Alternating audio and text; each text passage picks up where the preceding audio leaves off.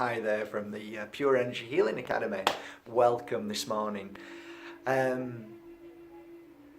topic today is again quite a deep and very challenging one for many of us walking along a path of deeper understanding and the conflict of right and wrong and should we or shouldn't we, and the topic is about family and I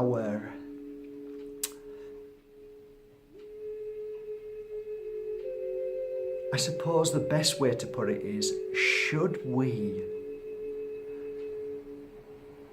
ignore all the pain and the suffering that is caused to us by family and place that very family or bloodline as more important than your very existence in a world or a path of a happy life? So yes, it's a deep one, and I often get this question put to me, and I can tell you, being here 10 years, listening to people telling me their pain and their suffering, it is one of the greatest challenges, and it is very common. Most of us suffer this very same energy. If we step out of the bubble that we're in and we see the bigger picture, that bigger picture is the truth. And the truth is that we are all brothers and sisters. We are all family. We are all spirits and souls walking a path and doing our best and trying to experience life and understanding of everything that happens from day to day. So why is it that because we are born into a family, we believe that to be more of a spiritual bond than if we walk past somebody on a street and smile at each other? Why is that? Why is there that separation there? If true spirituality was that we love our brothers and sisters no matter who they are, then wouldn't we all be equal in that sense? Wouldn't I treat somebody who is on the street that I've never met before the same as I would my brother and sister if we are truly spiritual and we truly walk a path of love for one another? So it's a very interesting question. I believe that the indoctrination, the way that we have been taught, the way we've been told is that family, blood, family becomes first. This is first. You have to, and how come you're spending so much time and love on these people that you've never met before? You should be putting all your effort and love at home. And all of these things are kind of like, for me, very clever, really. Because, you know, if you have love for one another, what does it matter? What does it matter if it's blood or not blood? So I have an issue with this, very deep issue. And the reason why I have an issue with this is because I see so many people suffer all their life because of it. Now, I can only explain to you what I've been through because of my own experiences, and I can share with you the many thousands of people who have told me their experiences, but I always feel it's better that I can share what I've felt and been through. So I was born to a beautiful, loving mother. Beautiful woman. Beautiful, beautiful, beautiful woman. An angel if there ever was. And I was also born in the hands of a father who was very abusive, angry, bitter with life. So remember that. Angry, bitter with life. Not about hate of his family, but hate of his life and himself, which is normally the case. So I had 12 years with a wonderful, wonderful mother, this wonderful soul who cared for me and loved me and took care of me, and even when I was a naughty lad, she was always there to support me, as most mothers are. But anyway, I had a father who was angry all the time with life and bitter, and unfortunately my mother left this world when I was 12 and I had to support myself, and I was with a father who was abusive, very abusive, and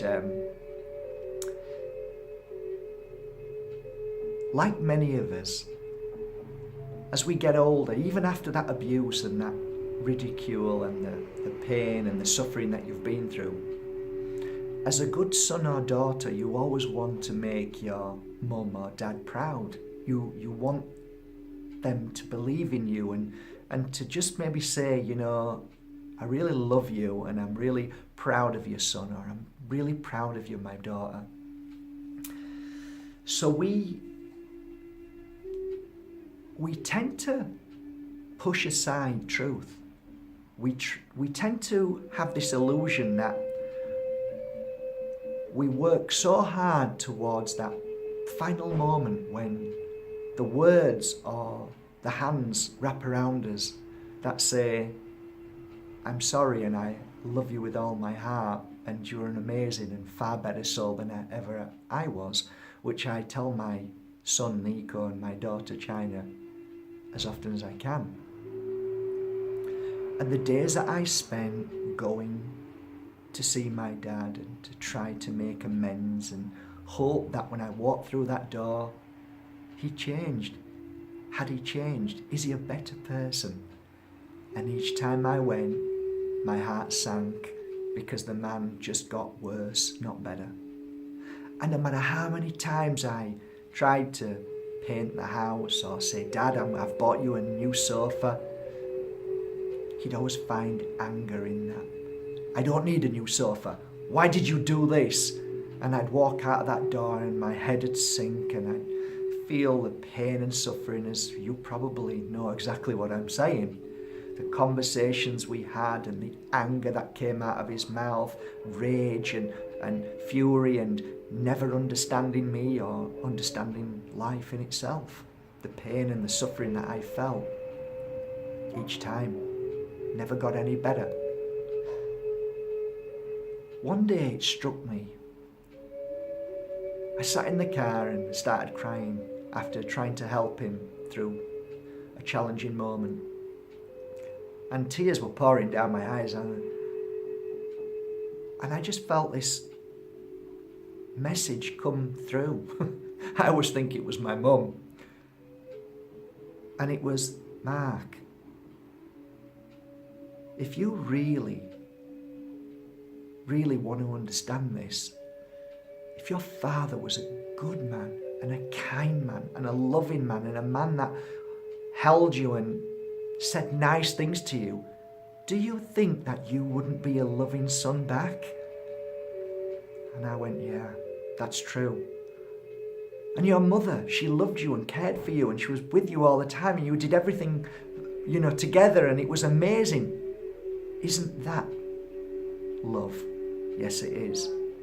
So then why, Mark, do you keep banging your head against the wall? Why do you keep allowing this man, even though it's your father, to keep making you feel so bad? Just because he's your father doesn't give him the right to make you feel this way every day. Let him go with love and walk away and just laugh. Don't be angry. Laugh and say, thank goodness that's not me and I haven't turned out like that anymore. And I laughed, a big smile on my face, and I remember that moment. I switched the engine on and I drove off and I said, you know what? I did my best and I am no longer going to do this anymore and I am going to accept the man for who he is. And I never saw that man after that. I never saw the man called my father after that. Even when he was ill and he was moving into the light, I never went back because I knew the anger within him would still be there, and I would rather send my love to him from where I was and wish him a great journey back home and hope that he would have learned all of his mistakes, because I know that if I'd have sat by his bed, there would have never have been a I love you, son. I love you and I am so sorry for what I've done. Because there are some people in this world, whether that is your father, brother, sisters, friends, they cannot find that within them because they are not ready and they may have to come back again. So it is our challenge to say, you know what? just because it's blood, it does not mean that I have to feel this pain and suffering. So I chose and I felt that it was the right decision for me. And from that moment on, I had a beautiful life with the family that I had, who loved me for who I was, so I can love them back for who they are. And then we just had a lovely life. And each day I sent my prayer to my dad and wished him all the best. I remember the day I rang my dad up and I said, "Dad?" And he went, "Who is this?" I said, "It's Mark." "Who?" I said, "Your son." He said, "Oh yes." I said, "I just want you to know I love you." "Oh, okay." I did it for me. I broke the mold of my father and became the strongest soul with love. And each day I tell the people I love around me, whether it's my children of blood or whether it's my friends, I hug them every day and tell them I love them. That, my dear friends, is why I came, and that's why I had the dad that I had. I chose my father to become stronger than him. So the tests and challenges were there as a wonderful and positive way for me to look in the mirror and say, "Well done, Mark. You broke that mold, that of what you chose when you came into this life, to have a father like you did." So I hope this means something to you today, guys. I love you all, and just be the love that you are, but you don't need to be the punch bag. Sometimes, just sometimes, these are not here as karma and as bad luck. These are here to show you how strong you are and to move forward and to be the better person and to have a lovely life. So thank you for subscribing to Mark Bajerski YouTube channel, and I hope to see you at the Academy one day soon for a 4-day pure energy healing course. Thanks everybody. Have a lovely day.